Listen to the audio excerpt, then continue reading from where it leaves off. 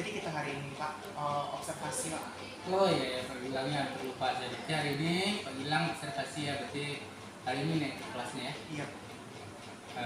Berarti sesuai dengan apa ya yang sudah kita rencanakan kemarin ya, kita sepakati ya. Berarti Pak Gilang mau mengajar, nanti saya akan observasi. Kira-kira apa tujuannya pembelajarannya nanti? Tujuan pelajaran ini adalah sebenarnya ini pelajarannya devisa Pak. Jadi peserta didik itu mampu menjelaskan pengertian dari devisa dan apa saja sumber devisa dari Indonesia. Jadi tujuannya sumber devisa ya, berarti anak-anak mampu memahami devisa. Berarti kira-kira area apa aja yang akan dikembangkan dalam pembelajaran nanti? Nah, area pengembangannya itu adalah yang pertama mereka harus teliti Pak, karena kan mereka harus tahu apa-apa saja sumber devisa yang ada di Indonesia. Terus yang kedua, kerjasama dalam tim nantinya kalau misalnya apa, nanti kita bagi anak-anak kelompok. Terus setelah itu baru di sini ada konsentrasi juga, karena konsentrasi itu adalah salah satu kunci dari pelajaran ini. Kira-kira apa sih yang jadi kendala utama atau jadi hambatan nanti dalam pembelajarannya ini? Nah, kalau misalnya hambatannya adalah anak itu agak susah berkonsentrasi Pak, karena kalau kita lihat bahwasanya 11 IIS itu adalah anak-anaknya banyak yang gaya belajarnya itu adalah kinestetik Pak. Jadi makanya jadi kalau anak kinestetik ini kan agak susah untuk kita lihat dengan konsentrasinya seperti itu. Oke, sangat menarik ya Pak Gilang. Berarti juga nanti juga ingin nih sebenarnya dari strategi yang Pak Gilang kembangkan tadi, kira-kira nantinya apa yang Pak Gilang lakukan supaya hambatan tadi itu tidak terjadi? Nah, yang pastinya yang pertama kalau misalnya konsentrasinya sudah buyar, otomatis saya akan berikan mereka ice breaking supaya mereka lebih fokus lagi ke saya. Makanya nanti baru saya lanjutkan lagi gitu Pak. Bikinnya, berarti penyegaran gitu artinya. Berarti nanti strategi yang dipakai apa nih? Strateginya itu rencananya Pak ini ceramah berdasarkan metode saintifik pendekatan.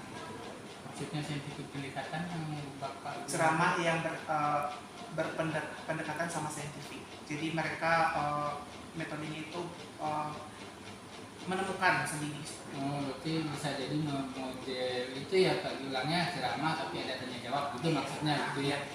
Oke, ini sangat menarik ya. Berarti saya tidak sabar dan apa ya menyaksikan Pak Gilang nantinya ya. Ya, terima kasih Pak Gilang. Oke Pak, Kita sama-sama, tunggu di Pak. lokasi ini.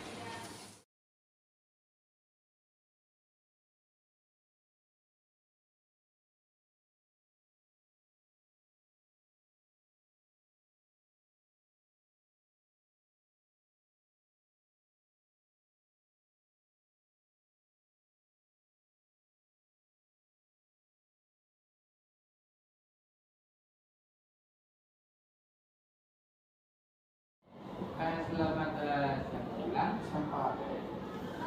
Nah, ini lanjutan dari observasi kita kemarin. Gimana data senang Pak Gilang? Alhamdulillah memang Nggak sakit kan? kebetulan suara saya hilang Pak. Hilang tapi masih bisa ingat gitu ya. Alhamdulillah masih. Nah, berarti ini kita lanjutkan ya, kemarin saya udah lihat mulai Pak Gilang mengajar gitu ya, karena saya lihat udah menginspirasi juga buat saya nanti kalau seandainya masuk di PS itu dulu karena saya kurang matematika agak susah kalau masuk di PS ya.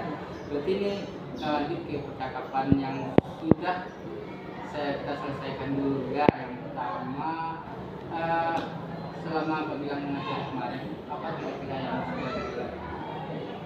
Oke, nah, sudah berjalan dengan baik sebenarnya. Yang pertama kan kemarin seperti yang sudah dibicarakan waktu itu tujuan pembelajarannya apa. Nah, apa yang mau disesuaikan gitu, apa yang mau dicapai, itu teliti, terus kerjasama mereka sama konsentrasi mereka gitu kan. Nah, kebetulan yang sudah tercapai itu adalah mereka memang teliti dalam mencari apa saja sumber devisa dari negara kita, negara Indonesia. Terus juga untuk kerjasama dalam tim waktu itu kita kan setelah selesai dari ceramah data yang jawab tadi itu adalah mereka berdiskusi Nah, dari diskusi kerja sama dengan timnya lumayan baik, tapi kendalanya adalah waktu itu konsentrasi. Dimana anak saya kan waktu di profil itu kan ada anak saya rata-rata itu 8 orang atau 9 orang itu kinestetik. Jadi mereka susah untuk fokus gitu Pak. Jadi karena anak-anak ini tidak fokus gitu ya, berarti hambatan terbesarnya fokus gitu ya Pak Iya, Gilang. hambatan Nah, terbesarnya nah, dari hambatan tersebut apa saja sih yang sudah Bapak Gilang lakukan supaya hambatan tersebut menjadi lebih minim? Oke, kemarin itu kan sudah di tengah-tengah itu kan konsentrasi pecah gara-gara ada suara ambulans Pak. Ya, ada suara ambulans. Jadi karena kita tidak kedap suara lokalnya, jadi makanya waktu itu karena suara ambulans apa itu kata mereka. Akhirnya saya berinisiatif untuk ice breaking. Nah, ice breaking itu supaya konsentrasinya kembali lagi ke saya untuk pembelajaran. Nah, dari ice breaking yang sudah Bapak Gilang lakukan, kira-kira ice breaking yang sudah dilakukan bersama-sama dengan siswa, efeknya sampai sejauh mana, seefektif apa? Efektifnya adalah karena dia gerakan ya Pak ya, karena kan namanya itu adalah kayak up and down gitu. Jadi makanya mereka lebih, karena anak-anak IPS itu cenderung kinestetik, jadi makanya mereka happy, mereka konsentrasi kembali, sehingga setelah ice breaking itu mereka langsung tatapannya ke saya dan materi saya kembali gitu Pak. Kira-kira kalau seandainya ice breaking tadi ada kira-kira solusi lain tidak yang mungkin diganti atau apa gitu supaya nanti lebih belajarnya lebih menjreng lagi gitu ya maksudnya?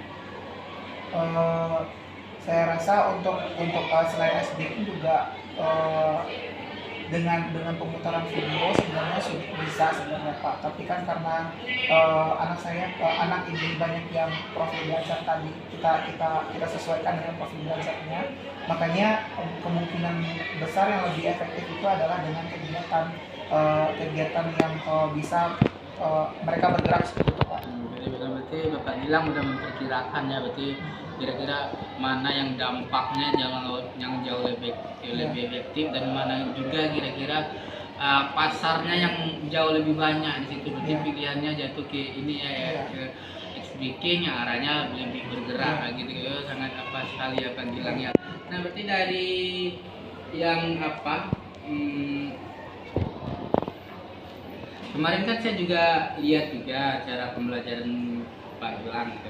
Berarti kemarin kan kita mau meningkatkan yang diteliti dengan kerjasama. Nah, kemarin kalau nampaknya kerjasamanya memang sudah berjalan gitu, tapi untuk timnya kurang itu gitu. Kurang, masih ada yang harus dibenahi. Jadi kira-kira nanti apa yang Bapak Gilang lakukan kalau selanjutnya melakukan materi ini lagi gitu, mungkin anggap saja lah dengan pasarnya masih sama gitu. Si objeknya kelihatannya hampir mirip juga.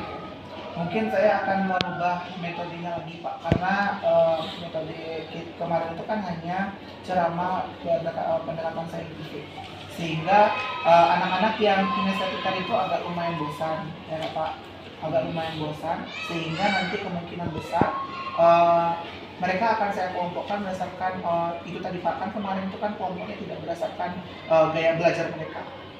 Ya, kemarin itu agak tidak, karena saya ambilnya itu secara acak semalam ke absen ya kan Pak, dan Bapak sudah lihat sendiri RPP saya bahwasanya anak saya itu banyaknya kinestetik, sehingga kemungkinan besar itu akan menjadi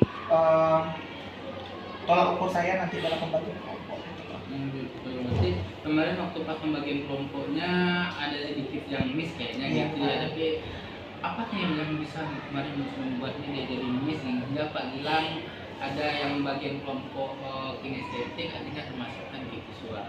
Iya, kemarin itu hanya saya baginya berdasarkan absen, sehingga kan kalau absen kan ada beberapa anak yang kinestetik ternyata masuk ke absen yang paling atas, sehingga kan baginya cuma seperti itu, 1-4 ini kelompok 1, 5-10 ini kelompok 2 kayak gitu Pak. Nah, itu makanya itu yang menjadi miss saya sebenarnya Pak, tanpa memperhatikan kemarin itu profil belajar.